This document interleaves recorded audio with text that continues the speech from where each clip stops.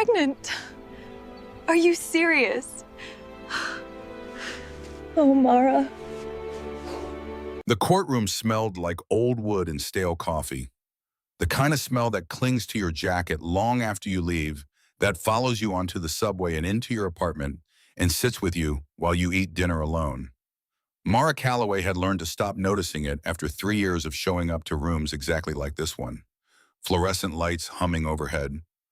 Lawyers shuffling papers that probably cost someone their house. Judges with the patience of men who had learned to feel nothing quickly. She sat in the interpreter's booth, a small glass enclosure off to the left of the main floor, and pressed her earpiece in with 2 fingers the way she always did when a session was about to begin. Her notebook was open. Her pen was uncapped. She had translated for murderers and money launderers and men who looked at her like she was furniture. She had learned to be furniture. It was safer that way. But today the air in the room felt different. Heavier. The atmospheric shift you feel before a storm rolls in off the water, when the pressure drops and your body knows something your mind has not caught up to yet. The doors at the back of the courtroom opened. Mara did not look up right away. She was reviewing a page of Italian legal terminology she had printed the night before, tracing her finger along phrases she already knew by memory, giving her hands something to do. But she felt it before she saw it. The change in the room. The way the low murmur of conversation simply stopped. The way 20 people simultaneously forgot what they were about to say. She looked up. Elias Voss walked into the courtroom, the way certain men walk into every room they enter, as if the room had been waiting for them, as if the architecture itself had arranged in anticipation of their arrival.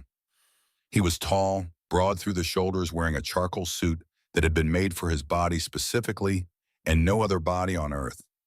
His dark hair was pushed back from his face with a precision that looked effortless and was not. He moved without urgency. He moved like a man who had never once in his adult life needed to hurry because the world tended to wait for him. Mara had heard the name before today. You could not work in federal court in Manhattan for 3 years without hearing the name Elias Voss spoken in a certain way, with a certain careful lowering of the voice, the way people talk about things they are not entirely sure are safe to name out loud. She had seen it printed in newspapers alongside words like alleged and suspected words that danced carefully around the edges of what everyone already knew. The man who had brought a particular kind of silence to certain neighborhoods in the city. The man whose phone calls ended arguments before they became problems. The man who walked the line between legitimate business and something older and darker, with the ease of someone who had been born on that line and never seen a reason to step off it. He unbuttoned his suit jacket as he sat down at the defense table, and Mara caught a glimpse of ink at his collar. Dark lines that disappeared beneath the fabric. Text she thought, not just pattern. Something written on his skin in a language she could not read from here. He did not look around the room the way defendants usually did, nervous or defiant or performing some version of calm they had not quite mastered. He simply sat, still, as if he had all the time in the world, which perhaps he did. The session began. Mara slipped into her role the way she always did, the way a person slips into water completely and without thinking too hard about the temperature. The judge's words became Italian in her mouth without effort. The defense attorney's questions followed. The prosecutor's objections. The legal machinery of the American justice system translated in real time by a woman in a glass booth that nobody looked at. Except that today, someone looked at her. She noticed it during the second hour. She was in the middle of rendering a particularly convoluted procedural statement when she glanced toward the defense table out of habit, a reflexive visual check she performed constantly without registering, and found Elias Voss watching her. Not the judge, not his attorney, her. His expression was not curious in the ordinary sense.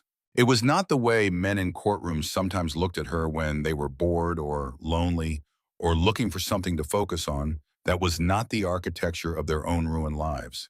It was something else, something more unsettling than curiosity.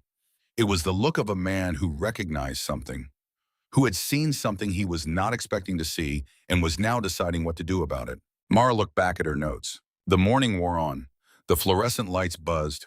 Her throat went dry from speaking continuously in 2 languages.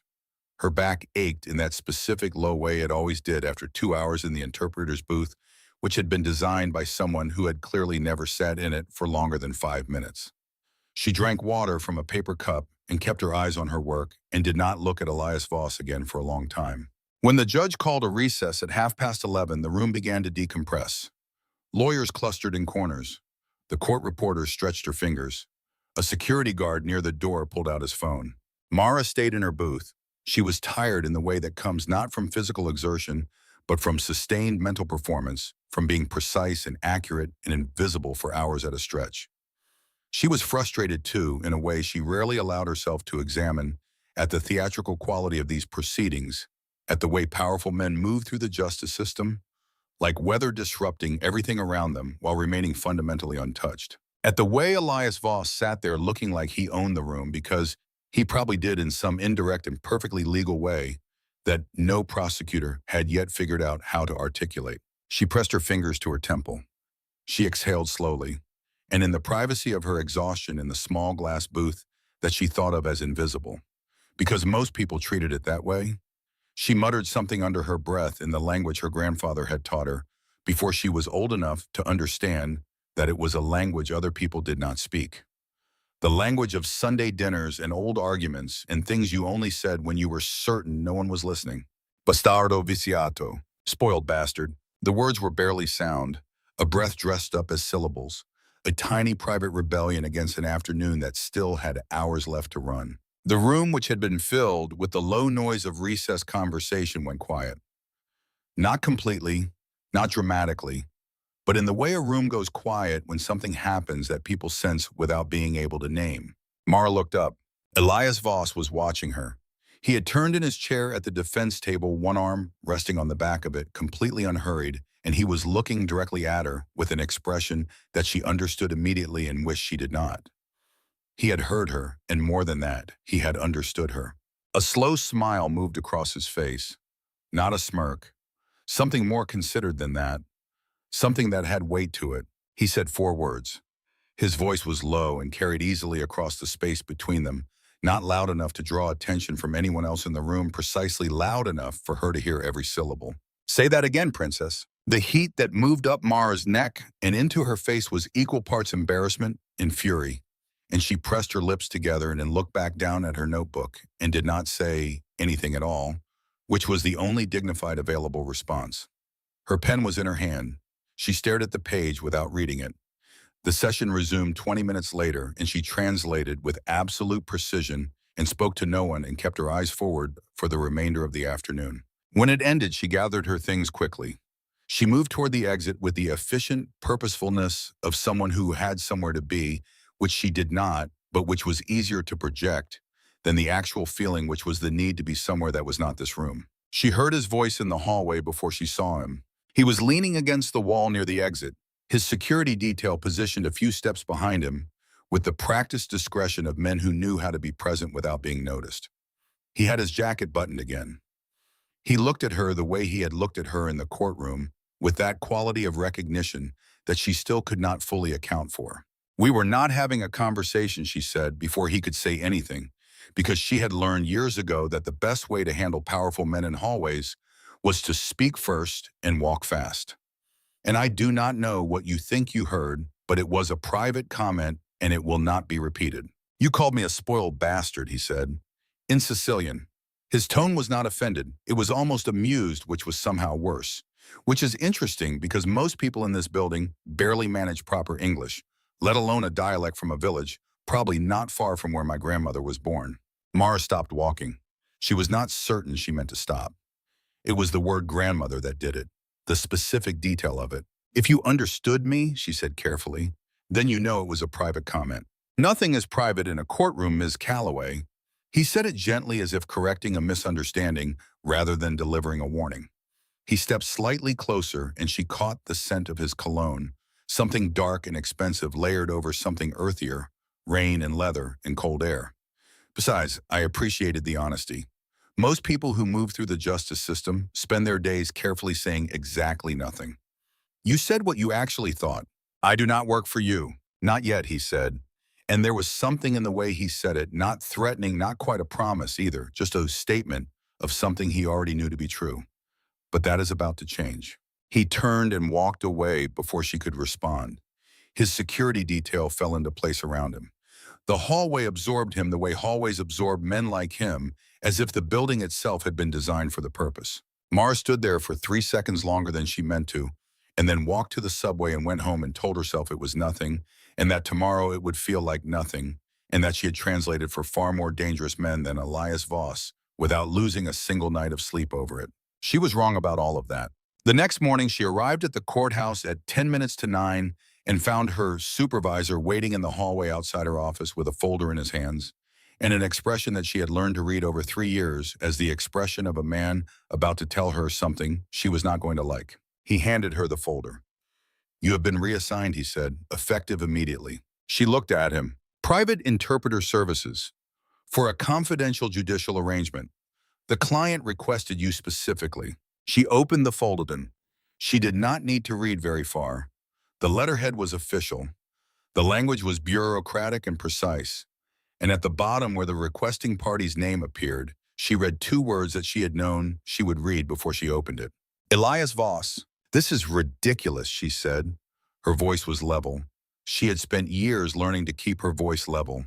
"He cannot simply request me like I am a file he wants pulled from the archives." Her supervisor's expression did not change.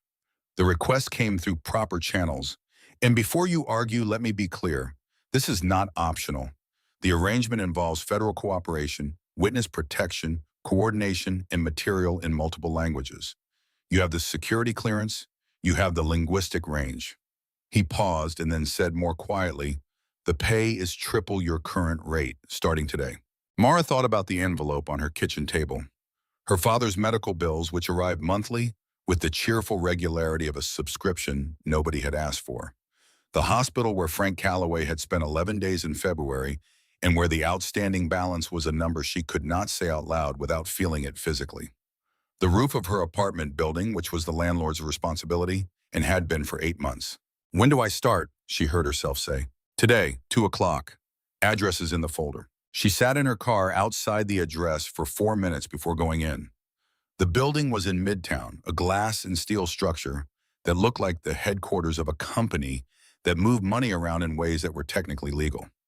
Nothing about it looked like what she had expected, which she supposed was exactly the point. The conference room on the 14th floor had floor-to-ceiling windows overlooking the city and minimalist furniture and abstract canvases that probably cost more than her car. It looked like a place where futures were bought and sold between men who smiled at each other with their mouths while calculating with their eyes. Elias Voss was already there when she arrived, sitting at the head of the glass table reviewing documents with 2 lawyers who looked like they had not slept in several days. He glanced up when she entered, and that same expression moved across his face, that quality of someone observing exactly what they expected to observe. He stood, old-world courtesy in a modern room. "Miss Calloway, thank you for coming. Please sit." Mara took the chair furthest from him and set her bag down and pulled out her notebook and her recording device and arranged them on the table with the deliberate efficiency of someone establishing the terms of an engagement. She said, "I was told this involves a confidential judicial arrangement. I need to understand the scope before we proceed." He dismissed the lawyers with a look. They gathered their things without comment and left, and the door closed behind them, and the room became very quiet in the way rooms become quiet when there are only 2 people in them, and both are paying close attention to each other. His demeanor shifted slightly once they were alone, not less composed, more real, as if the formal register he had been wearing relaxed by a few degrees. "The federal prosecutors and I have reached an understanding," he said. "I provide information about certain operations. In exchange, I receive immunity on specific matters, and protection is arranged for a number of individuals." "Witness protection," Mara said. "You are cooperating with the government." "I am restructuring my priorities," he said, and his tone carried the first edge she had heard in it. She understood that she had used a word he found reductive. "I need someone who can translate documents, recorded conversations, and testimony that will be used across multiple federal cases. Not just Italian. Sicilian dialect where relevant. Cultural context, the difference between what someone says and what they mean." She studied him across the table. "Why me specifically? There are other interpreters with equivalent credentials." He leaned back in his chair. His fingers drummed once against the armrest and then stopped. "Because you called me a spoiled bastard in a language you assumed I would not understand which tells me you are honest even when you believe no one is listening. He looked at her directly. That is rare. That is worth a great deal in this work. He paused.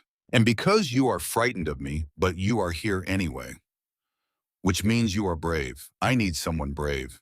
It was not a compliment in any ordinary sense. Mara recognized it as something else.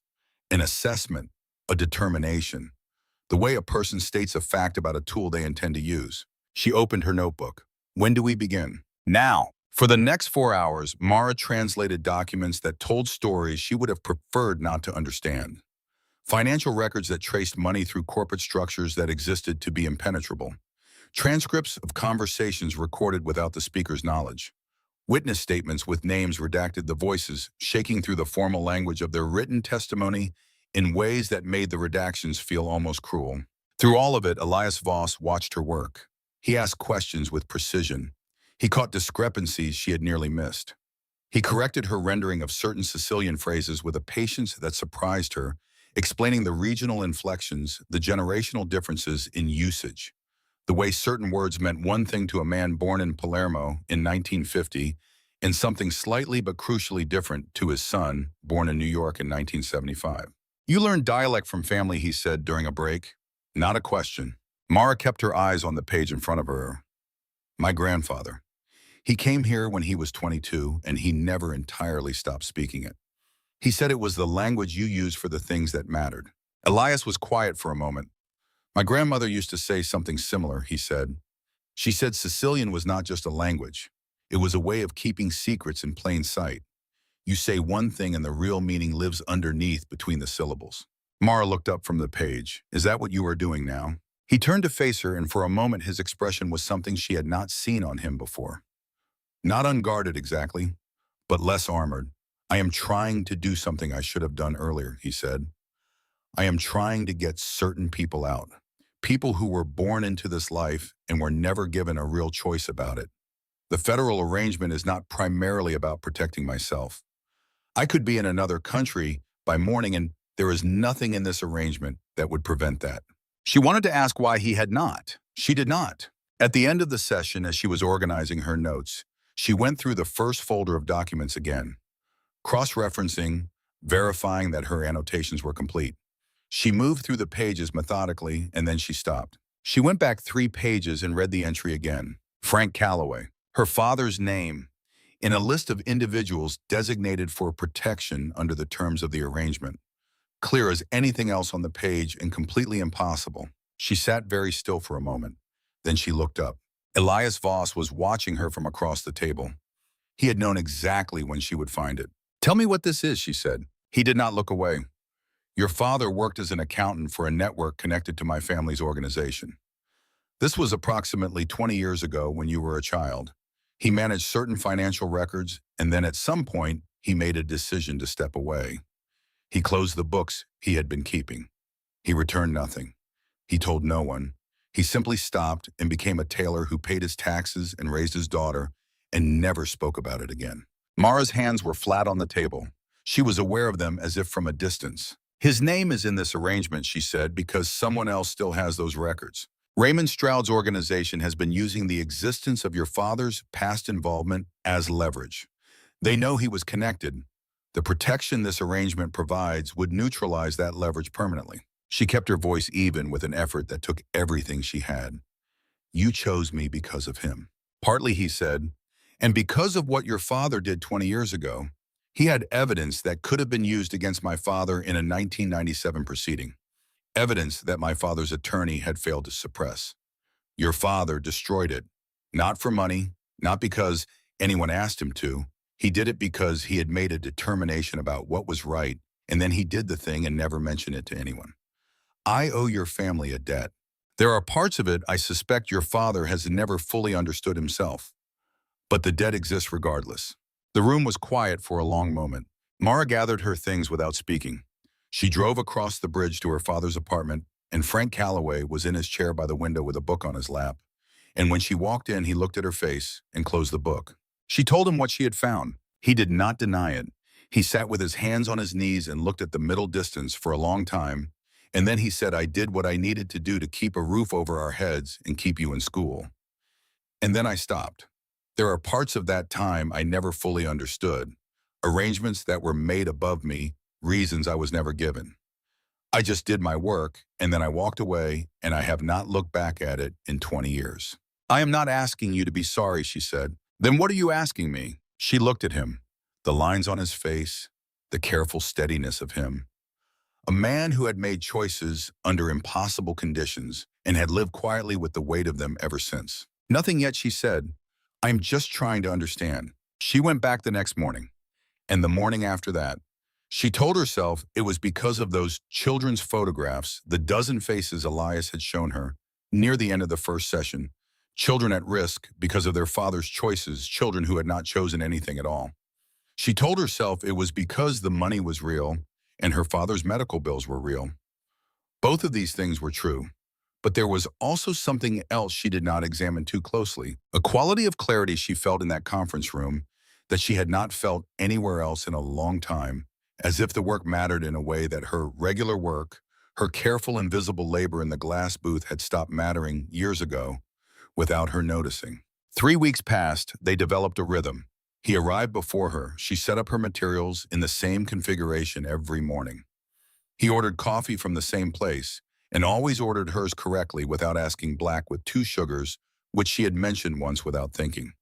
He noticed when she was concentrating hard by the way she touched her pen to her lower lip. She noticed that he quoted things Dante Marcus Aurelius, and once a specific passage from a Sicilian poet she had not expected him to know in the quiet spaces between work. The text tattooed on his neck was from the Inferno. She had understood this by the 3rd day from what little she could see of it. She did not ask about it for 2 weeks. When she finally did one evening when they had both been working for 7 hours and the formality between them had softened to something more functional, he touched his collar without thinking. Abandon all hope, ye who enter here, he said. She considered this.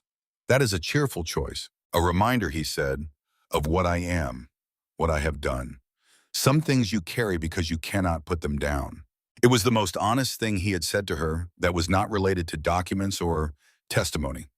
She looked at him across the glass table and saw for the first time not the newspaper version or the courtroom version, but something more complicated and more human. A man trying to do something with what remained. Not a good man, she was not foolish enough to call him that, but a man engaged in a genuine act of reckoning, which was not the same thing and was not nothing. It was on a Tuesday in the 3rd week that she found the inconsistency. She had been cross-referencing 2 separate document sets, financial transfers, from what were designated as unrelated operations when an address appeared in both. A warehouse on the eastern edge of Brooklyn. She had seen it in a folder from the 1st week, and now it appeared again in material Elias had specifically described as belonging to a different and unconnected matter. She checked the dates. They overlapped by 11 days. She sat back in her chair and looked at the ceiling for a moment and thought about it. Then she reached for her phone and sent a message to the number he had given her. I need to speak with you before tomorrow's session. He arrived that evening. She showed him the 2 documents side by side on the table, the address circled and both the dates marked. He looked at what she had found. He did not look surprised. He looked like a man who had been waiting for a particular moment to arrive and was now acknowledging that it had. You lied to me about the connection between these, she said. Yes, she waited. He pulled out the chair across from her and sat. The formal distance between them was gone by this point, replaced by something more like the working proximity of people who have spent 3 weeks in close quarters doing serious work together. He leaned forward with his forearms on the table. The federal arrangement is real, he said. Every element of it, the protection for those children, the immunity, the testimony, all of it is legitimate and moving forward exactly as structured. But there is a secondary operation running alongside it that the prosecutors do not know about. There are people who do not qualify for the official protection program. People who are too embedded to meet the legal threshold or whose histories make them ineligible, but who will be destroyed when the structure collapses if no one moves them out beforehand. The warehouse is a coordination point for that operation. The financial transfers are funding alternative relocations. Off the books, arranged by me personally. She looked at him steadily.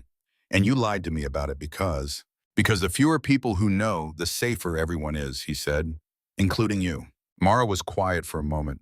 Then she said, You do not get to protect me by keeping me ignorant. That is not how this works.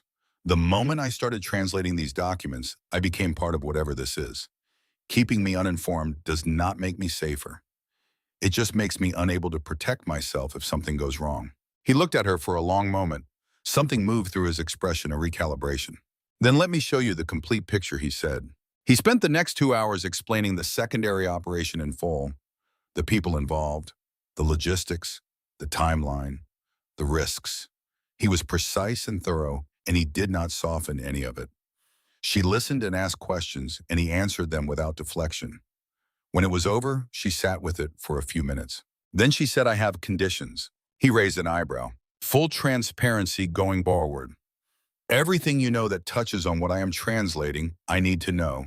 I will not work blind." "Agreed. And when this is finished, when the arrangement is complete, and the people who need to be moved are moved, I walk away clean. No debts, no connections, nothing that ties me to any of this." He extended his hand across the table. She looked at it.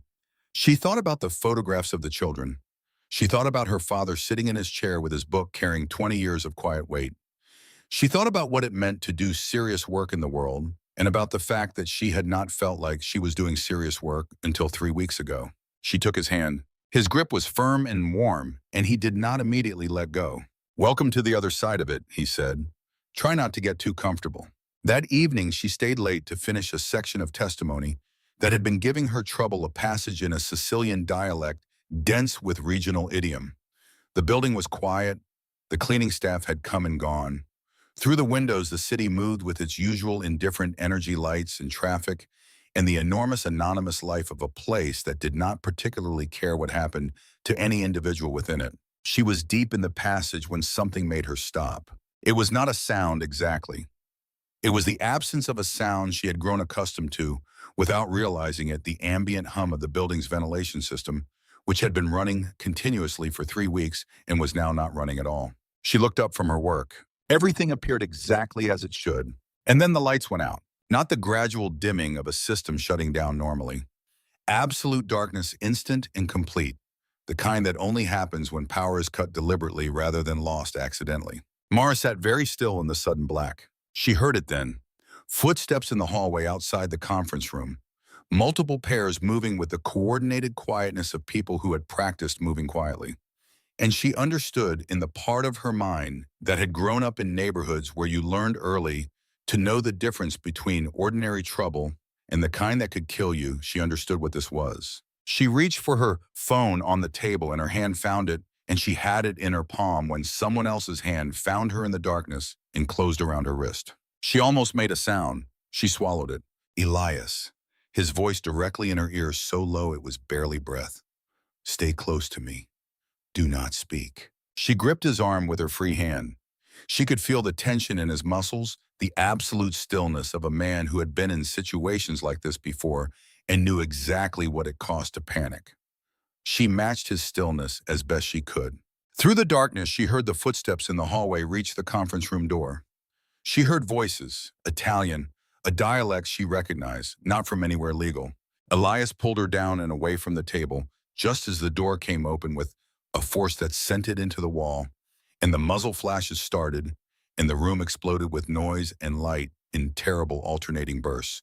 And Mara pressed her face against Elias Voss's chest and held on, and listened to his heart beating steady and strong in the chaos around them. Later, when she tried to identify what she had understood in that moment, she would come back to this, that she had registered in the middle of something that should have made clear thought impossible, a single specific fact. His heartbeat was steady. He was afraid, and he was steady, and his arm around her was not the reflexive clutch of someone reaching for the nearest available thing.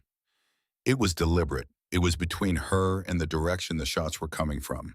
He would die to protect her. She had no logical basis for this conclusion. She had known him for 3 weeks.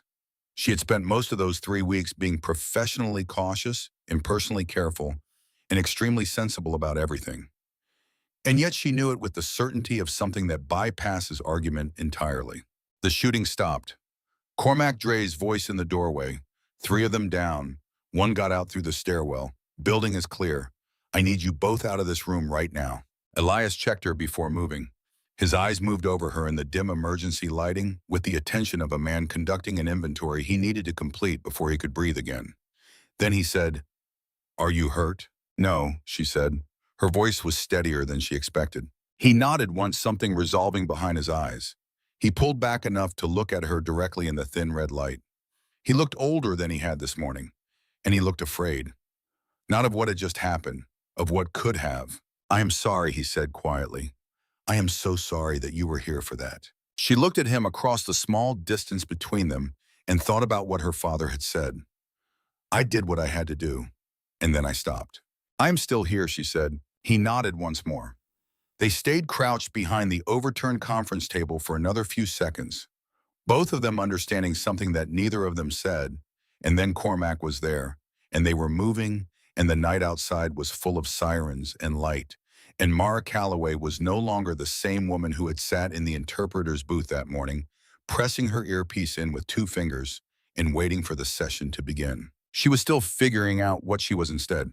But she understood riding down 14 floors in a service elevator with Elias Voss's hands steady at her back and the city blazing through every window she could see that she was not going to walk away from this.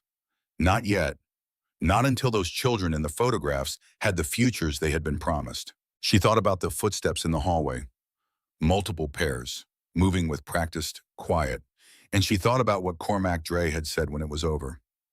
That one had escaped. And she thought about something else, something she had not yet said out loud. Tonight had not been a random escalation. Tonight had been specific, targeted, timed. And tonight only 4 people had known where Elias Voss would be. Cormac Dre was not a man who frightened easily.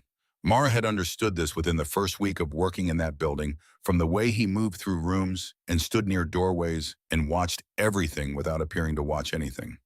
He had the quality of a man who had spent a long time in situations where being frightened was a luxury that got people killed and had eventually stopped carrying it the way other men stopped carrying things they had no use for. So when she saw his face in the parking garage at midnight, under the flat fluorescent light that made everyone look like they had already given up on something, she understood that what she was seeing was controlled urgency. The look of someone running calculations at speed and not entirely satisfied with the results. 3 of them were from Stroud's organization, he told Elias, his voice low and deliberate. The 4th we are still working on, but the access point was not the building's security system. Someone gave them the floor. Someone gave them the time window. Elias stood very still beside the car. He said, "Who knew our schedule tonight?" Cormac met his eyes. "You, me, Marcus Hale, and Gideon Falk." The name landed in the quiet of the garage and sat there. Elias did not react visibly. He nodded once slowly, the nod of a man filing something away rather than responding to it. He said, "Keep it between us. Do not move on anything yet." Cormac nodded and moved away, and Elias turned to Mara and said, "I am taking you home." She did not argue. She sat in the passenger seat of his car as they moved through the near-empty streets of Lower Manhattan, the city stripped down to its skeleton at this hour, just lights and pavement, and the occasional cluster of people outside a bar who had no idea what the night had contained. She watched the city through the window and thought about what she had just heard. 4 people, 1 outcome, 1 name left standing after the others were removed from suspicion. Gideon Falk had worked for Elias for 8 years. She knew this from documents she had translated in the 2nd week, a personnel summary that had been included for context. 8 years was a long time, long enough to know schedules, long enough to know exactly when a particular conference room on the 14th floor would contain exactly the people Stroud's men had come looking for. She thought about something else too, something she had not mentioned to anyone yet, not because she was withholding it, but because she had not had the context to understand what it meant until this moment. In the 3rd week of work, she had translated a recorded conversation from a logistics meeting.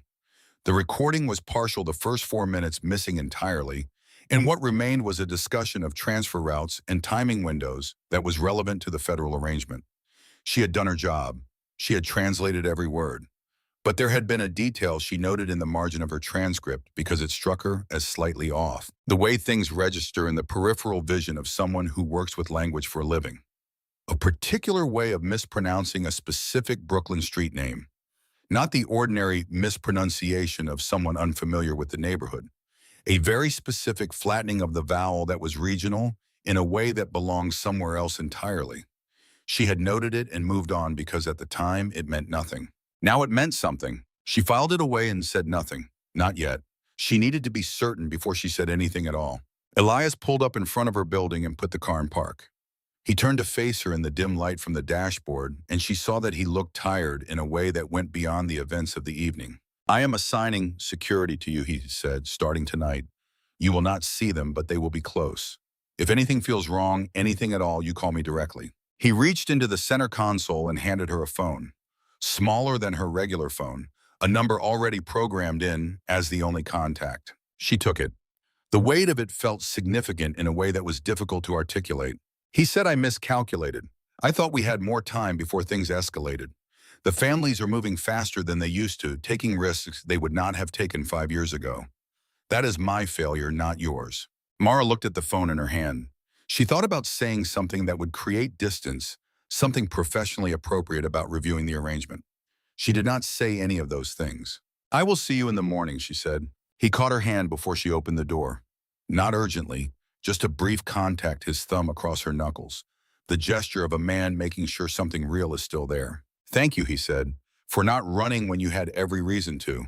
She climbed the stairs to her apartment and found her father asleep in his chair, with a book open on his chest, waiting up the way he had when she was a teenager coming home past curfew. The sight of him made something tight and painful move through her chest. She covered him with the blanket from the back of the couch and went to her room and lay in the dark for a long time before she slept. The next morning came with the quality of mornings after events that have rearranged the architecture of things. The light looked the same, the coffee tasted the same. The city outside her window was doing everything it always did, but the morning felt like it was happening in a slightly different version of the world than the one she had woken up in yesterday. She was on her second cup of coffee when her phone rang. Not the burner, her real phone. It was a number she did not recognize. She almost did not answer. She answered, Ms. Calloway. Cormac Dre's voice flat and controlled in the way that meant something had happened that required controlled flatness. I need you to get to the safe house in Queens. I am sending the address now. Come directly. Do not stop anywhere. She said, what happened? He said Nora Voss was taken from her apartment approximately 2 hours ago. The drive to Queens felt very long. The address was a residential street in a neighborhood that looked exactly like itself. Ordinary houses and parked cars, and a woman walking a dog in the thin morning light. The safe house was a 2-story building, set slightly back from the street with nothing about its exterior to suggest what it currently contained. Inside was controlled chaos, the particular kind that comes when people who are professionally competent are dealing with something that has bypassed the limits of professional competence and arrived at something more fundamental. Elias was at the center of it. He was on the phone when she walked in, and he ended the call when he saw her and crossed the room. He looked at her face quickly, checking, and then stepped back. She said, tell me everything. Stroud's people took Nora from her apartment at approximately 4:30 this morning. Clean extraction, no witnesses, no disturbance. They left a message through an intermediary. He paused. They want the complete list of names, every person I am relocating through the secondary operation, everyone in the unofficial channels. They want it delivered within 24 hours. Mara looked at him steadily. And if you do not deliver it, his jaw tightened, then Nora does not come back. The room around them was full of men in motion phones and maps and the low, urgent conversation of people working a problem that had a hard deadline. Cormac was at the table with 2 others she recognized from the building's security detail, going through what looked like architectural diagrams. She walked to the table and looked at what they were looking at.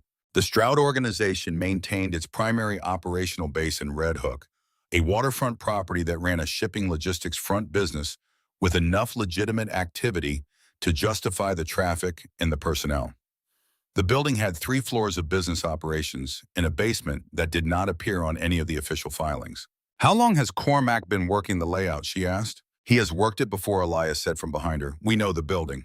The problem is a 24-hour window and a building designed to resist exactly the kind of approach that would work anywhere else. Mara looked at the diagram for another moment. Then she said, I want to go in. The room got quiet. Elias said no. She turned to face him. I have federal credentials as a court interpreter attached to an active judicial arrangement. I have a professional reason to appear at a business connected to ongoing litigation. I am not a known operative.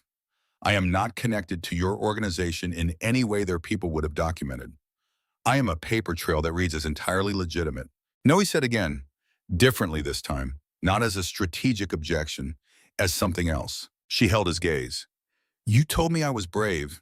You said that was what you needed. Let me be useful in the way I actually can be useful. Cormac spoke from the table without looking up. She is not wrong about the access profile. Elias looked at Cormac, then he looked back at Mara. The calculation moving behind his eyes was visible to her now in a way it had not been 3 weeks ago. She had learned to read it. He said, if you walk in there and they make the connection between you and this operation, you are not a neutral party anymore. You are a target. She said, I know that. I am asking you to trust that I can handle what I walk into, the same way you have been asking me to trust you for 3 weeks. The silence lasted long enough to mean something. Then Elias said, my way. Full communication. Cormac's team in position outside before you set foot in that building. The moment you locate Nora, you signal, and you move immediately toward the exit point we designate. You do not improvise beyond what we plan for. Agreed, she said. And the first sign that you have been made, he said, you walk out. You do not try to finish it. You walk out and we burn whatever we have to burn to get you clear. She nodded. He looked at her for another moment, and she understood that what was in his expression was not something he had planned to feel, and was not something he was comfortable feeling, and was very probably going to make everything more complicated. Then he said, let us get to work. What followed was 2 hours of preparation that had the quality of a very specific kind of education. Cormac walked her through the building's layout until she could have drawn it from memory. They fitted her with a microphone that was functionally invisible and an earpiece that was slightly less so, but would pass any casual inspection. They ran through 17 different scenarios and how she should respond to each, and Elias watched all of it with the attention of someone looking for the hole, the gap, the thing they had not thought of. Before she left, he pulled her aside, into the narrow hallway off the main room where the noise from the table was muffled and they were briefly alone. He said, I need you to understand something. If this goes wrong, if they hurt you because of decisions I made and choices I drew you into. He stopped. His voice had lost the controlled quality it usually carried. He said, I will violate every principle I currently hold. I will break every arrangement currently in place. I will take apart everything I have spent the last 8 months carefully constructing. Do you understand what I am telling you? She looked at him. She said, I understand that you care what happens to me. He said, that is a significant understatement. She reached up and kissed him. It was brief, and it was not the kind of thing she had planned, and she did not apologize for it. When she stepped back, she said, then make sure the plan works, because I am not done with you yet. She drove herself to Red Hook. That had been part of the agreement. She arrived in her own car with her own credentials, with nothing about her appearance or approach to suggest she was anything other than what she was presenting herself as. The Stroud operation occupied a long, low building near the water that smelled of salt and diesel, and the industrial patience of a place that had been doing business in one form or another for decades. Trucks came and went through a main gate. Workers in coveralls moved equipment with the practiced indifference of people doing a job they had done many times before. Everything about it looked legitimate. That was the point. She walked through the front entrance with her interpreter credentials visible and her shoulders back, and the expression she had learned to wear in federal courtrooms, the expression that communicated professional entitlement to be exactly where she was. The man at the front desk looked at her credentials, and his expression shifted through several registers in quick succession. He picked up a phone. He spoke quietly. He put the phone down and said, second floor. Mr. Stroud will see you. She climbed the stairs with Elias's voice in her earpiece saying, we are hearing you. Cormac's team is in position on the north and east sides. Take your time. Do not rush anything. Raymond Stroud was a man in his middle 50s who had made a specific decision at some point in his life to present himself as someone who had never needed to make any decisions because everything had simply arranged itself to his satisfaction. He sat behind a desk that was larger than necessary in an office that communicated power through accumulation. Heavy furniture, heavy drapes, framed photographs of a man standing next to other men who were slightly more famous than he was. He did not stand when she entered. He looked at her with the eyes of a man running an assessment that had nothing to do with what she had told the man downstairs. Miss Calloway, he said, the court interpreter who has been spending considerable time with Elias Voss. Tell me what brings you to my legitimate place of business. Her heart was performing a sustained act of violence against the inside of her chest.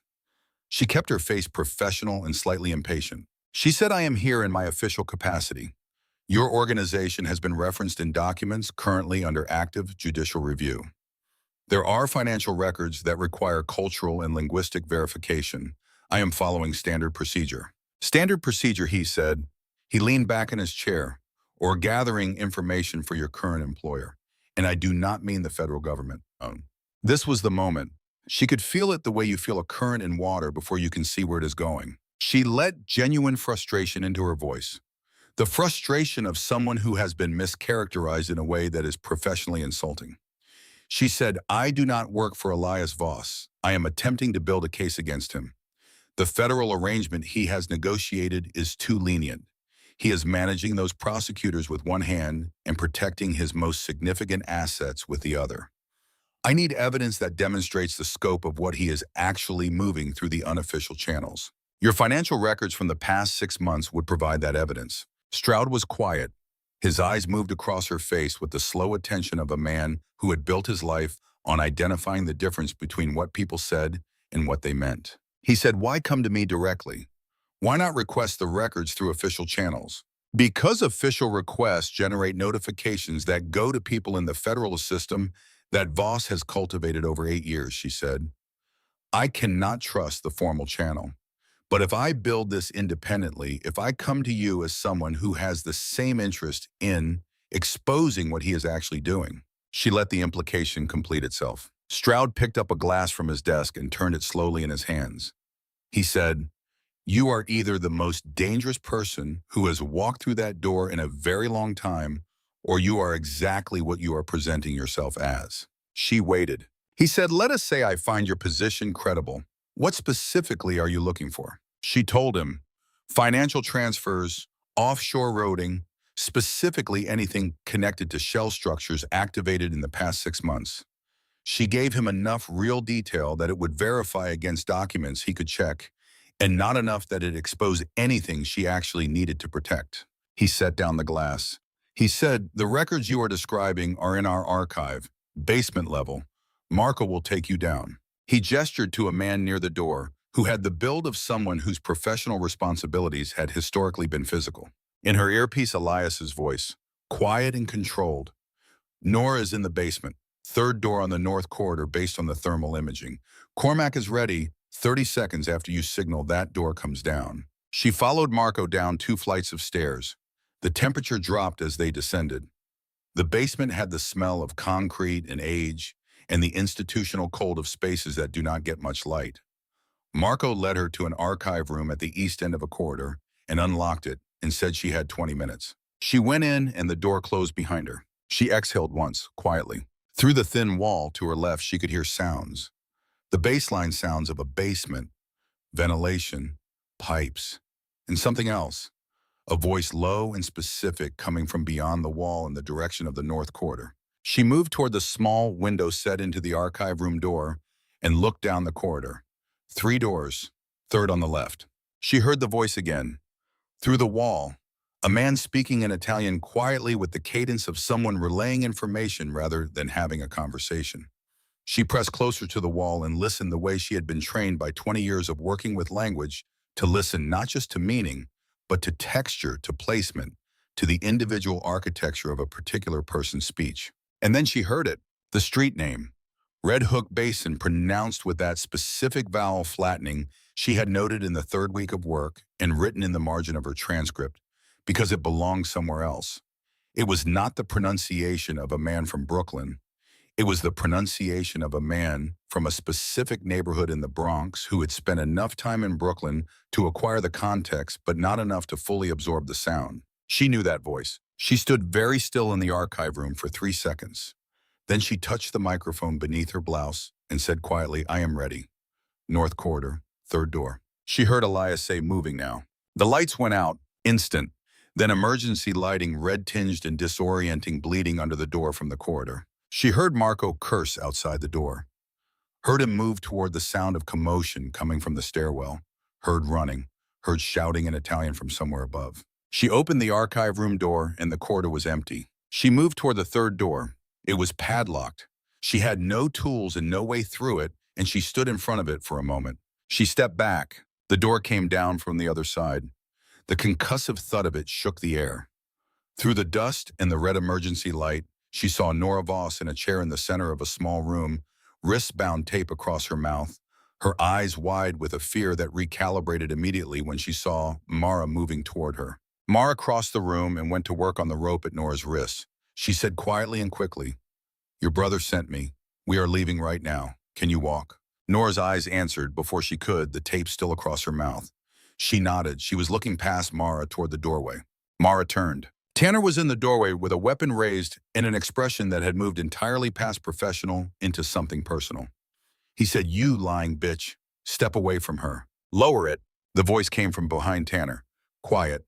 Absolute.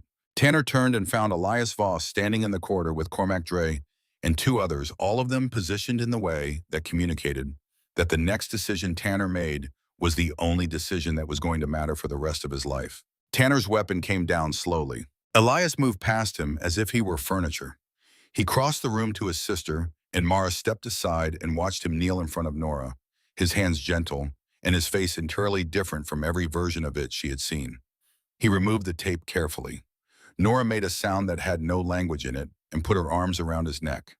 And he held her for a moment, exactly 1 moment, and then his professional composure came back on, and he said, "Can you walk?" She said yes, and then, "I am sorry. I am so sorry they used me to get to you." He said, "That is not your fault. It was never your fault." He helped her stand. They moved through the corridor as a unit, Cormac leading Elias, keeping Nora between himself and the wall. Above them, the sounds of the engagement had continued muffled through concrete, but present the sounds of Cormac's team holding Stroud's reinforcements at the building's upper levels. The service tunnel that Cormac had mapped was at the northeast corner of the basement, low and narrow and smelling of rust and water and decades of disuse. They moved through it single file in the red-tinged dark, Mara's hand on the wall and Nora's hand on her shoulder and Elias immediately behind. She thought about the voice she had heard through the wall, the vowel sound, the street name, the specific architecture of a particular man's speech pattern recorded on a Tuesday 3 weeks ago and noted in the margin of a transcript and not yet spoken aloud to anyone. They emerged in a parking structure 3 blocks from the Stroud building. Vehicles were waiting. Cormac's people moved Nora into an SUV with quiet efficiency, 2 team members flanking her, a third already on the phone with the doctor. Before the door closed, Nora reached out and caught Mara's hand. She said, "Thank you." Her voice was rough from hours without water. "For coming in there. You did not have to do that." Mara said, "Your brother would have taken that building apart piece by piece to get to you. I just helped him be more efficient about it." Nora looked at her for a moment. Then she looked at Elias standing a few feet away and said, "She is the one, is she not? The one you mentioned?" Elias said, "Get her to the doctor." He said it without looking at either of them. The SUV pulled away. The Stroud building was burning. Not entirely, not yet, but the upper floors had caught from something in the engagement, and the glow of it was visible above the roofline, and the sirens were already converging from 3 directions. Mara stood next to Elias and watched it for a moment. She said, "In the basement, through the wall of the archive room, I heard a voice." He looked at her. She said, "There was a recording I translated in the 3rd week, a logistics meeting. The audio was partial. There was a detail I noted but did not understand at the time. A specific way of pronouncing a street name. A vowel pattern that belongs to someone from the Fordham Road area of the Bronx, not from anyone in Brooklyn or Lower Manhattan." She watched him. She said, "I heard that same pronunciation tonight. Through the wall. Someone in the basement was relaying information to Stroud's people, actively, during the operation from inside." Elias was very still. She said it was Gideon Falk. She watched what this did to him. He was too composed to let it be visible in any ordinary way. But she knew his face now after 3 weeks of reading it across a glass table, and she saw it. The weight of discovering that the person who has been standing closest to you is the one who has been opening the door. 8 years, he said, very quietly. She said nothing. He said, "You are certain?" She said, "I transcribed the original recording myself. I can pull the timestamp and the margin note right now on my phone. And I just heard that exact voice That specific sound through a concrete wall at a location he had no professional reason to be at tonight. She watched him absorb it. Then she said, I did not tell you before because I was not certain. I needed a second data point. I have it now. Elias looked at the burning building for a long moment.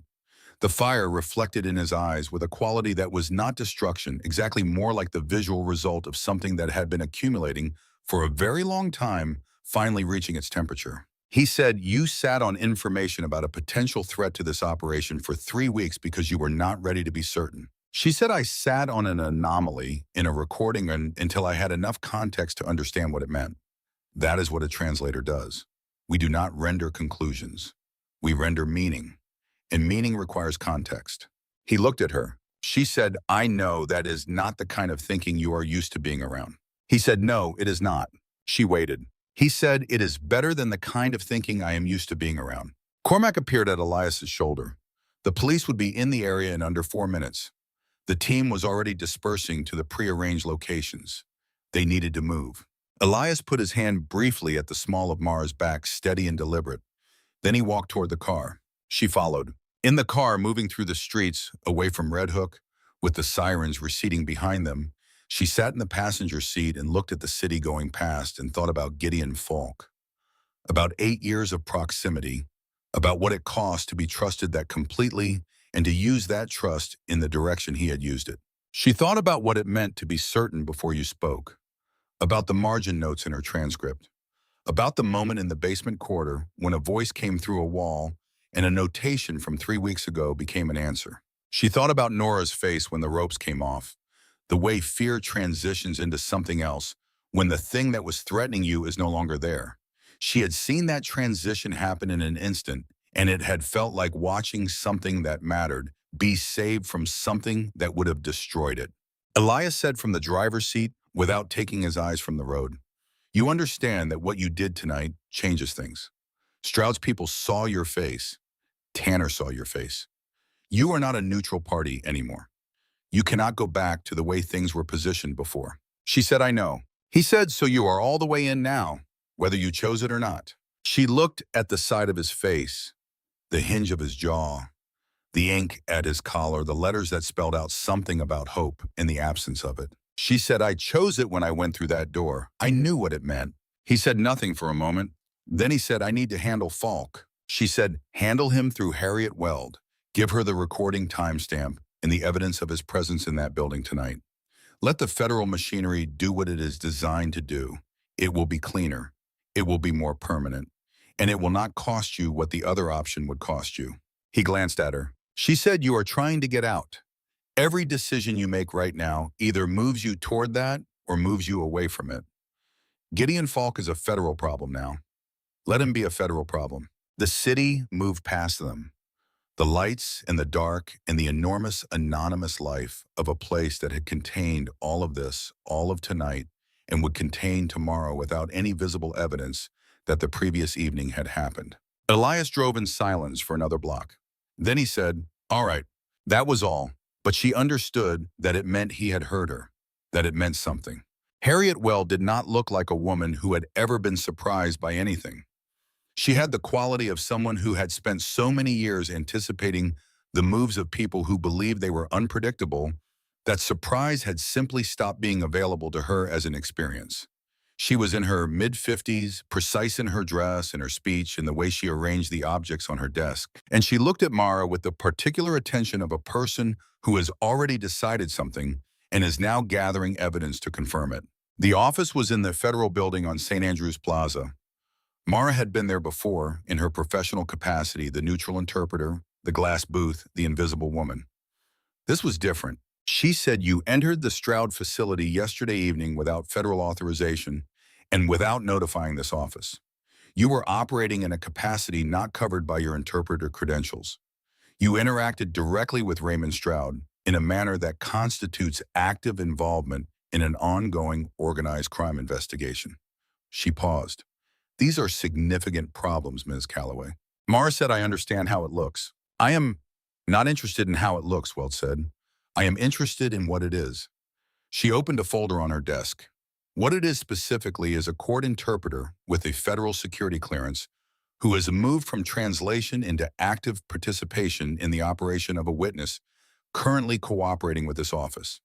That creates a legal exposure for you personally and a procedural exposure for this case. Mara kept her hands still in her lap. She said, Nora Voss is alive. Weld looked at her. Then she said, I'm going to offer you something. And I want you to understand that what I am offering is not generosity. It is a practical determination based on what is most useful to this office at this stage of the proceedings. She folded her hands on the desk. You testify to what you observed during your time working in Elias Voss's operation. The secondary relocation network, the off-book financial transfers, the coordination points. In exchange, your involvement in last night's events is treated as a protected act undertaken in service of the federal cooperation arrangement. You walk away from this with your credentials intact and your name clean. Mara looked at her. Weld said, you have until the end of this meeting to decide. Mara said no. Weld set down her pen. Mara said, the secondary operation exists to protect people who would otherwise be destroyed when the primary structure collapses. People who have no federal protection and no official standing and nowhere else to go. If I testify to the existence and mechanics of that operation, I am providing a roadmap for exactly the kind of institutional scrutiny that will make it impossible to complete. The people currently in the process of being relocated will be stranded. Some of them will not survive that. Weld said the federal government cannot be responsible for the welfare of individuals who are not party to a sanctioned protection arrangement. Mara said, I know. That is why Elias Voss arranged for them to be protected another way. And that is why I am not going to help you stop it. Weld studied her across the desk. There was something in her expression that was not quite admiration and not quite frustration and existed somewhere in the narrow territory between the two. She said, tell me something. And I want you to understand that this is not a formal question for the record. This is a practical inquiry. She paused. The Stroud organization's ability to move information internally, their communication infrastructure, specifically the method by which they receive intelligence from sources embedded in other organizations. Do you have any direct knowledge of the mechanism? Mara looked at her. She thought about why Harriet Weld was asking that particular question. Not about the secondary operation. Not about Elias. About Stroud's internal communication infrastructure. She thought about what that meant in terms of what Weld was actually building, what gaps remained in a case that was otherwise nearly complete. She thought about Gideon Falk, about the voice through the wall, about what it meant that someone inside Elias's operation had been feeding information to Stroud for an unknown period of time, about what that looked like from the federal side, an unresolved channel, a liability in the cooperation arrangement, something that could be used to challenge the integrity of everything Elias had provided if it remained unaddressed. She said carefully, the channel you are describing operates through a relay system that uses legitimate business communications as cover. The relay requires someone with insider access on both ends. The inside contact in this specific case was present at the Stroud facility last night in a capacity that has nothing to do with any legitimate business purpose. She paused. If you cross-reference the visitor access logs for that facility against the personnel roster of the Voss cooperation arrangement, you will find a name that should not appear in both places. And if you pull a partial recording from week 3 of the interpreter session's timestamp, available upon request, you will find a phonetic anomaly in the audio that will match voice analysis samples you can obtain through standard federal process. Weld had stopped moving entirely. She was very still. Mara said, that is not testimony against Elias Voss. That is testimony that establishes the existence of a third party who was actively undermining the cooperation arrangement from inside it, which as I understand it is relevant to the integrity of the proceeding rather than to its subject. Weld said, you understand what you just did. Mara said, I answered the practical inquiry. Weld looked at her for a long moment. She said, you are considerably more dangerous than your file suggests, Ms. Calloway. Mara said, I am a translator. I pay attention to what words actually mean. She left the federal building and sat in her car for a few minutes before starting the engine. The morning was gray and cold, and the street outside was doing its ordinary business. A delivery truck double-parked a man walking fast with his collar up, a woman pushing a stroller with the efficient determination of someone on a schedule. The world conducting itself. She had just handed Harriet Weld the thread that would unravel Gideon Falk. Not because Elias had asked her to, not because it helped her personally, because it was the thing that needed to happen for the arrangement to hold for the people inside the secondary operation to reach the other side of this, for the structure to come down cleanly rather than collapsing in a way that buried everyone underneath it. She started the car and drove. Gideon Falk was taken into federal custody on the fourth day of the testimony sessions. She heard about it from Cormac in a text of 4 words. Falk is in custody. She read it and put her phone down and went back to the document she was reviewing. Raymond Stroud was indicted 6 weeks later on charges that Harriet Well described in a press statement as comprehensive, which was the word prosecutors used when they meant permanent. The testimony sessions took place over the following week. 6 days of proceedings, mornings primarily with document review in the afternoons. Elias testified for a total of 11 hours across 4 sessions. Mara was present for all of it, seated to his left, with her materials rendering his words into English, for the record, with the same precision she brought to everything, the same attention to what was said and what was meant in the space between the two. She watched him dismantle it. Systematically and without apparent emotion, he provided names, dates, account numbers, decision chains, organizational structures, and the specific mechanics of operations that had been running for more than a decade. He spoke about his own role without deflection or minimization, acknowledging what he had done and what he had directed others to do in the flat, specific language of a man who has made a decision to be accurate rather than comfortable. She had watched him take apart everything he had spent 20 years building piece by piece in that flat, specific language of a man who had decided that accuracy was more important than comfort. He did not deflect. He did not minimize. He named names and dates and amounts and decisions in the chain of command above and below him, and he did it with the same precision he had always brought to everything, applied this time to the work of his own undoing. It was the bravest thing she had ever watched anyone do. There was a moment on the second day when a prosecutor asked about a specific decision that had led to a man's death, a man who had been a liability rather than an enemy, and Elias answered it without changing his expression or his posture or the steady, measured cadence of his delivery. He did not look away from the table. He did not reach for the water glass in front of him. He simply answered fully and accurately, in the voice of a man who has understood that the only way to carry certain things is to set them down in the open where they can be seen by everyone, and then walk forward without them.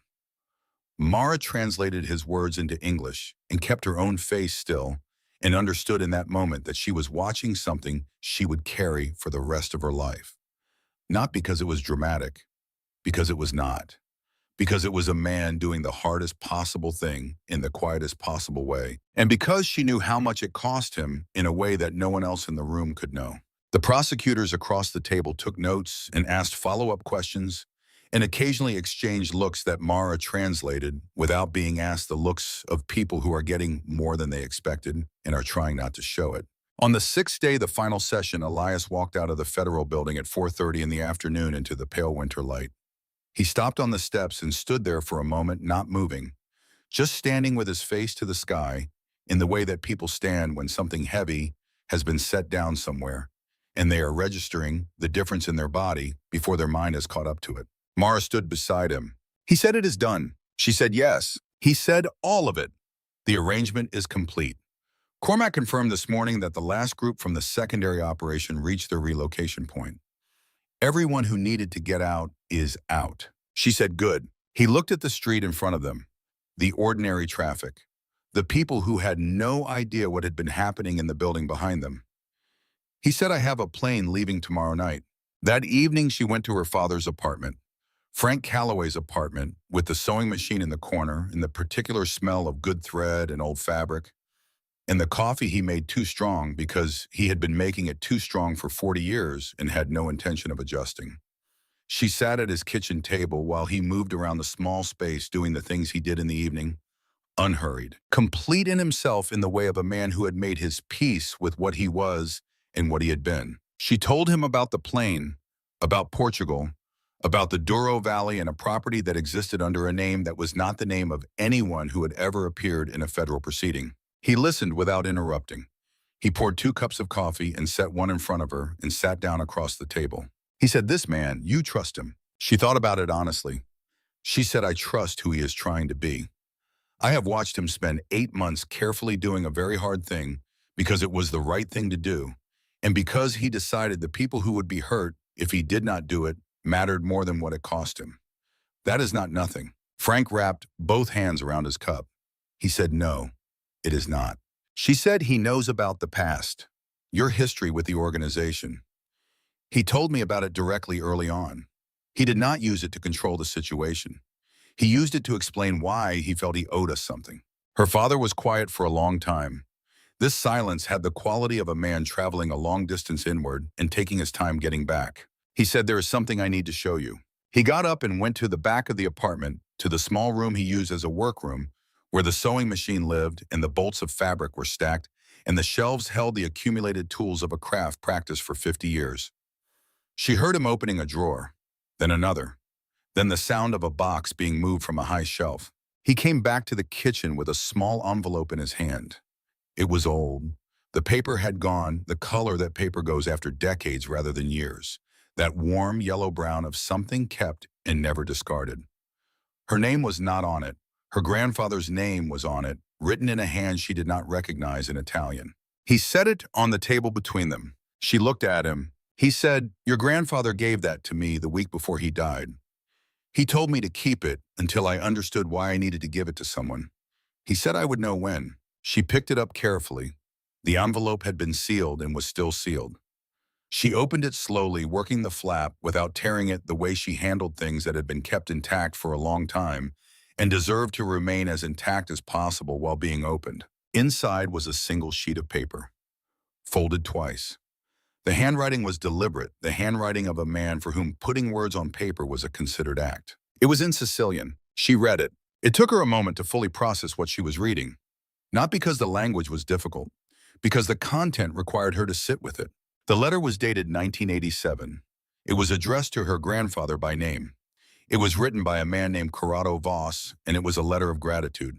Specific, detailed gratitude.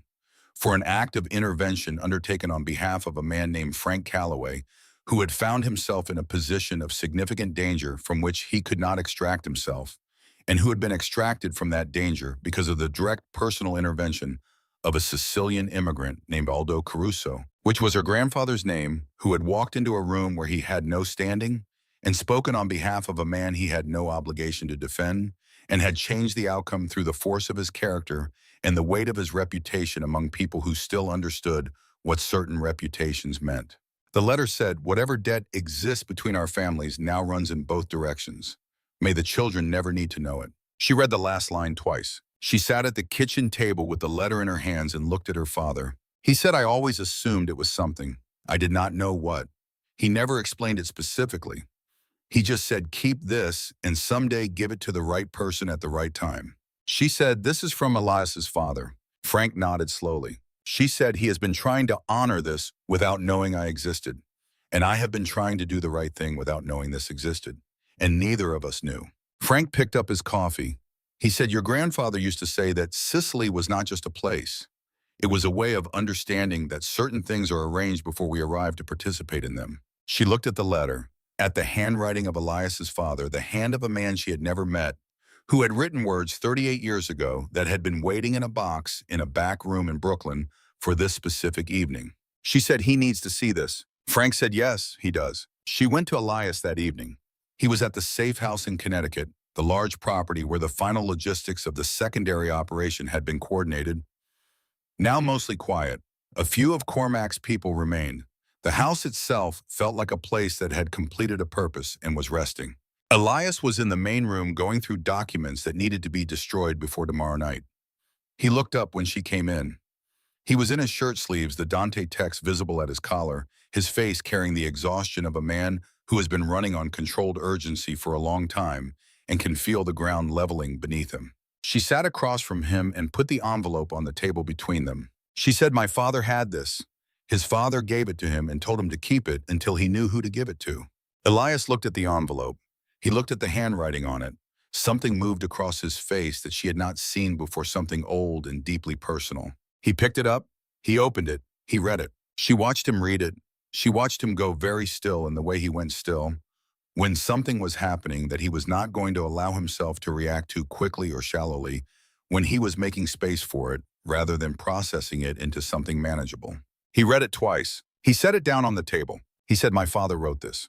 She said, yes. He said, he never told me about this, about your grandfather. He told me many things about many people. He never mentioned this.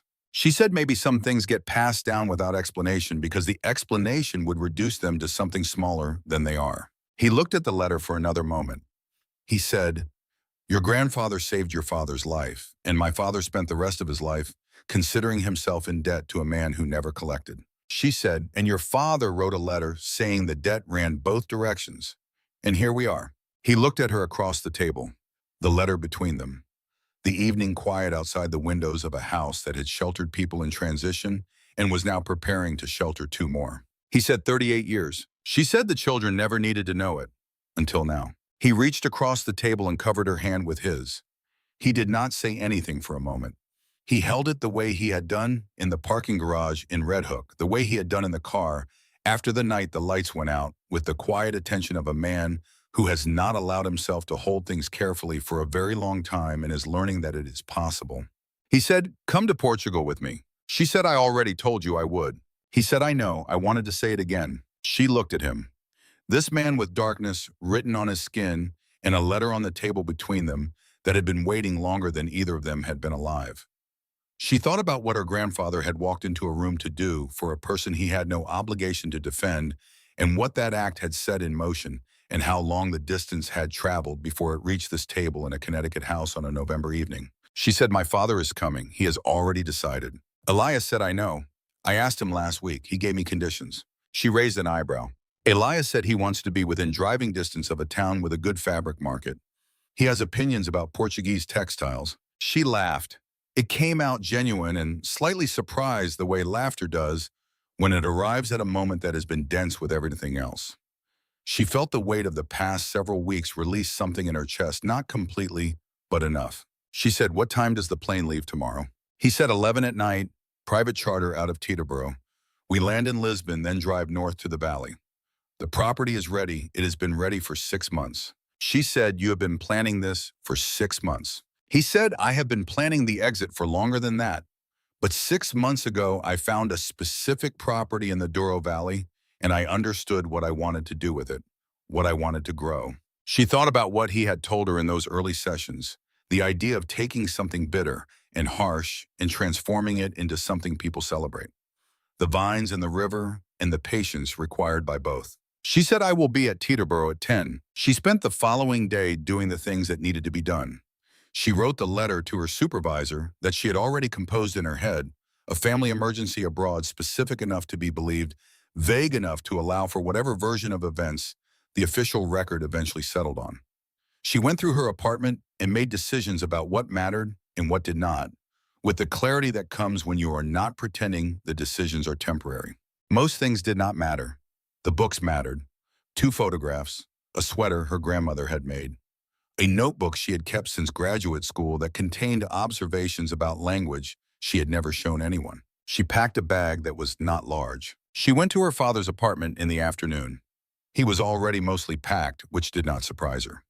Frank Calloway was a man who, when he decided something, moved efficiently and without looking back. The sewing machine was wrapped carefully in moving blankets and strapped to a handcart. He had made his peace with the rest of it, apparently some time ago. She sat with him while he finished the last of it. They drank coffee and looked out his window at the street below, the street she had grown up on, the edges of the neighborhood that had shaped the careful version of herself she had learned to be. He said your grandfather would have approved of this. She said of leaving. He said of choosing something.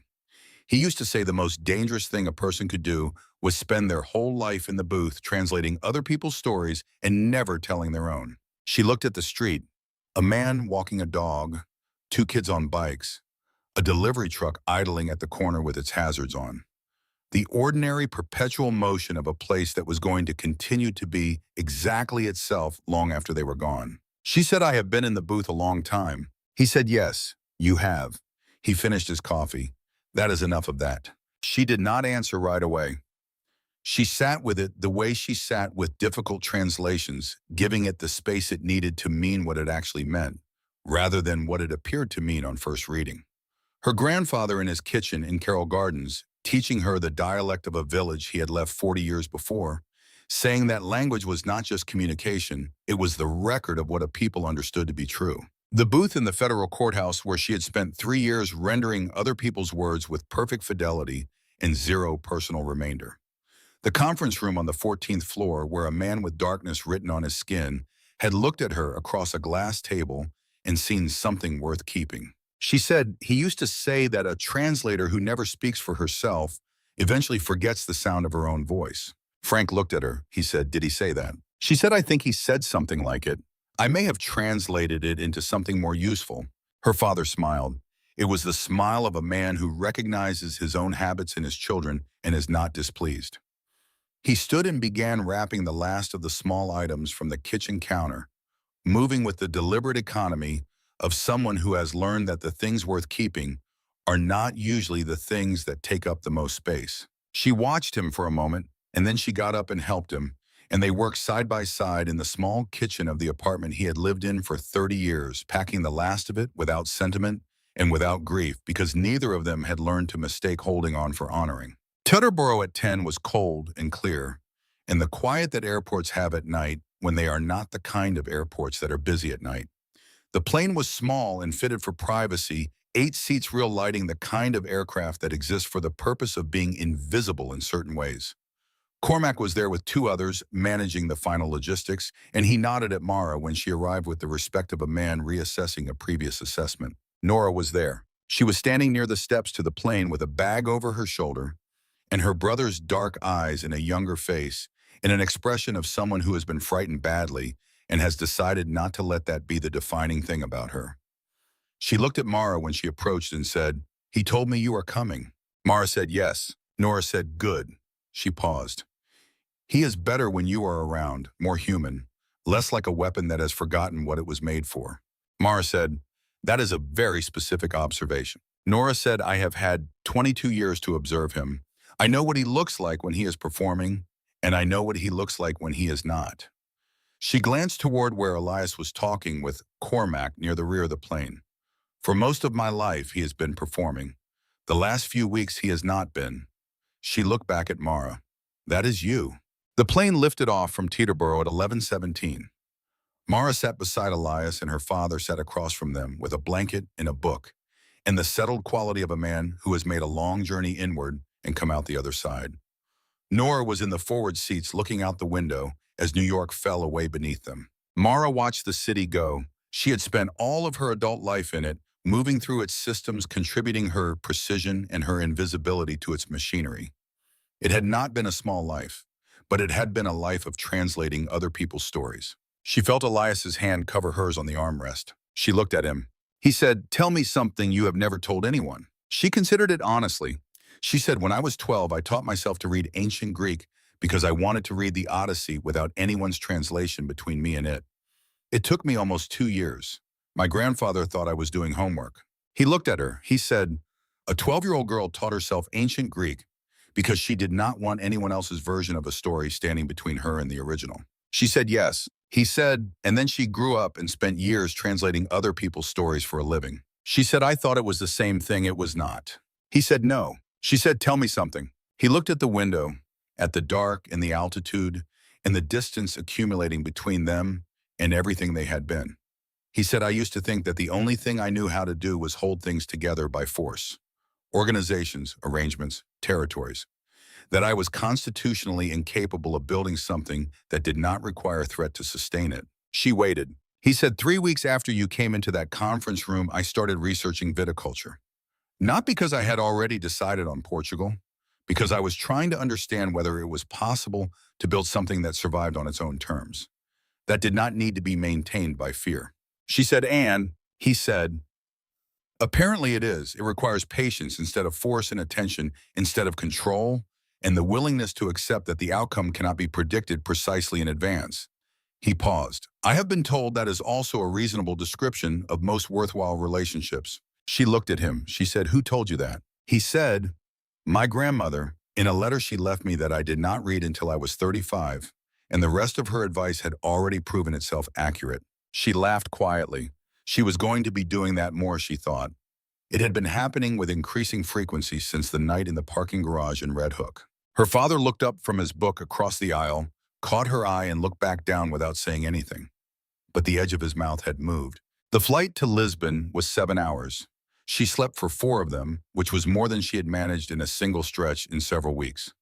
When she woke, the sky outside the window was doing the thing it does before dawn, that gradual transformation from black to something not yet blue, but no longer dark, the light arriving from beneath the horizon as if it has been traveling a long distance to get there. Elias was awake. He was looking out his window.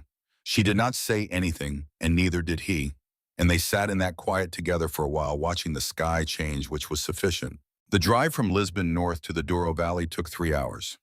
She watched Portugal arrive gradually through the car window, the landscape shifting from coastal flatness to hills, and then to the steep beauty of the valley, the river below, and the terraced slopes rising on both sides, the vines in their winter dormancy, looking like the bones of something that was preparing to be alive again in the spring.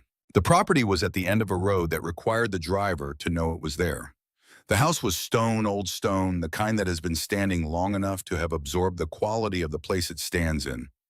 Behind it, the vineyard descended in terraces toward the river. The morning light came over the eastern ridge and moved across it all while they stood in the driveway and looked at it. Nora said quietly, "Oh," she said it the way people say things when something is better than they were prepared for. Her father put his hands in his pockets and looked at the hills for a long time. Then he pointed toward a tower visible in the distance. He said, "Is that a town?"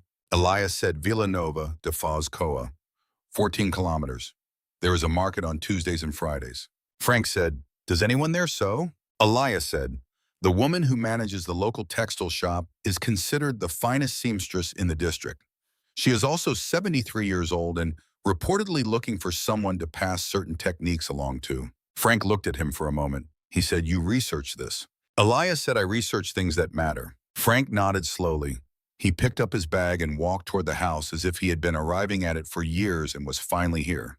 3 months passed. They had the quality of months that are doing real work, not empty months or marking time months, but months in which something is actually being built. Mara learned the valley's rhythms, the morning light on the eastern slope, the way the river moved differently in cold weather, the terminology of the vineyard, which she approached, as she approached all languages, with the attention to precision that comes from believing the difference between words matters and meaning is worth locating exactly. She was present for the winter pruning. She watched Elias work the vines with the careful attention of a man learning something from the ground up, his hands learning a different kind of work than the one they had been doing for 20 years. He made mistakes and asked questions and accepted correction from the valley's longtime viticulturist, an older man named Sebastião, who had been managing vines in the Douro for 40 years and communicated primarily through gestures and extremely brief sentences in a Portuguese dialect that Mara was working on. She was working on Portuguese. She was also working on a document she had not told anyone about yet, something she wrote in the evenings at the kitchen table while Elias reviewed the legitimate business filings being established under the new name, and Frank read in the sitting room. The document was in English, and it was the account of the past several months. Not a legal account or a confessional account, but a translator's account, attentive to the space between what was said and what was meant to the ways that people communicated across the gap between who they were and who they were trying to be. She had no title for it yet. She was not sure it needed one. She had spent her adult life rendering other people's words with absolute fidelity and no personal remainder. And for the first time, she was writing in her own voice about things she had witnessed and felt and decided, and the experience of it was strange and necessary in equal measure. Some evenings she wrote for an hour. Some evenings she wrote a single sentence and then sat with it for a long time before deciding it was right. She was not in a hurry. She had not been in a hurry about anything since they arrived in the valley, which was itself something worth recording. April arrived with the particular insistence of spring in a river valley. Everything pushing upward and outward with the patient force of things that have been waiting through winter. The vines began to show the first green, small and tentative, the first evidence of what the season was going to do. She was in the lower terrace on a Tuesday afternoon helping with the post-printing inspection when she understood that she needed to tell him. She had been carrying it for 2 weeks with the quality of something that is waiting for the right moment, and this was the right moment, this ordinary afternoon in a vineyard that smelled of turned earth and the river below in the beginning of spring. She found him at the stone wall at the edge of the upper terrace, where he sometimes stood in the late afternoon looking at the river with the quality of a man practicing stillness, the way she practiced languages deliberately and with awareness of the effort involved. She stood beside him. She said, "There is something I need to tell you." He turned to look at her. She said, "I am pregnant." The words sat in the April air between them. The river below, the vines beginning their season, the hills holding the light of late afternoon. He went very still. Not the controlled stillness of a man managing a reaction. A different kind entirely. The kind that comes when something arrives that is larger than the space you had prepared for it. He said, "Say that again." She said, "I am pregnant. About 8 weeks, according to the doctor in the village. I was not sure how to tell you, was not sure if you wanted." He kissed her. His hands were gentle on her face, careful in the way he was careful with things he did not want to damage. When he pulled back, there were tears in his eyes, which was the only time she had ever seen that, and which she would not forget. He said, "I have done things I cannot take back, things that exist permanently in the record of what I have been. But this, getting to be here, in this place, with you, getting to be a father." He stopped. She leaned into him, feeling safe and something she recognized as the absence of fear, which was different from its presence in ways she had not understood until now. Around them, the vineyard stretched in neat rows, the grapes working toward what the season would make of them. Everything growing towards something sweeter. In the distance, she could see her father through the window of the main house at his machine in the workshop they had set up for him in the first week, the sound of it reaching them faintly across the terraces, the rhythm of good work being done with skill and attention. He had found the woman in the village, and the arrangement had reversed itself within 2 weeks. With Frank Calloway demonstrating techniques the woman described to her neighbors as belonging to a tradition she had only read about. He was teaching now. He was being taught. He was the most contented she had seen him in as long as she could remember. Elias said we should tell him. She said tonight, at dinner. He said he is going to want to celebrate. She said he has already made wine from last year's first harvest. He has been looking for an occasion. Elias looked at her. She saw in his face something she had been watching arrive gradually over 3 months. The way the green arrived on the vines, incrementally, and then suddenly the way something that has been waiting through a long winter makes itself known when the conditions are finally right. He was becoming something different than what he had been. Not unrecognizably different. The same intelligence, the same quality of attention that had been present in a courtroom in Manhattan when he turned and heard a word in a language nobody expected him to know. But softer in his edges now. More present. Less like a man performing the act of existing, and more like a man who was simply here in a valley above a river in Portugal, learning how to grow things. She reached up and touched the text on his neck. The Dante, the letter she had known the meaning of since the 3rd day. She said, "You could have this removed if you wanted." He said no. He put his hand over hers, holding it against his neck. He said, "It is a reminder of where I came from, what I was made of. You do not erase the material. You work with it." She said, "Make something better." He said, "Yes." The sun was finishing its descent behind the western ridge. The river below held the last of the light in the where water holds light reluctantly, as if it knows what it means to let go of something that has been warming it all day. The vineyard was going to shadow and then to the blue-gray of dusk in a valley. She said, "To spoiled bastards who understand Sicilian." He reached into the pocket of his jacket and produced 2 small glasses and a flask of last year's wine that she had not known he was carrying, because he had known this moment was coming before she had found the words for it, because he paid that kind of attention to her now. He poured. He raised his glass. He said, "And to brave women who are not afraid to speak their minds, even when dangerous men are listening." They drank. The wine was young and honest, and not yet everything it was going to be, but it was already itself, already carrying within it the character of the soil it had come from, and the season that had made it, and the hands that had tended it through the cold months toward this. It tasted like the beginning of something. She thought about a courtroom in Manhattan, and a whispered word in the language of her grandfather, and a slow smile from a man who should not have been able to hear it. She thought about the glass booth in the invisible years, and the margin notes in her transcripts, and the moment a voice through a concrete wall resolved 3 weeks of uncertainty into a single clear fact. She thought about the letter in the envelope, the handwriting of Corrado Voss, The debt that had traveled 38 years to arrive at a kitchen table in Brooklyn on an evening when the understanding of it was finally possible. She thought about what her grandfather had told her father about the language of secrets, that you say one thing and the real meaning lives underneath between the syllables. She stood with the man who had started as an insult overheard in a language of secrets, who had become a partner in something she could not have named at the beginning, and there's something far more profound.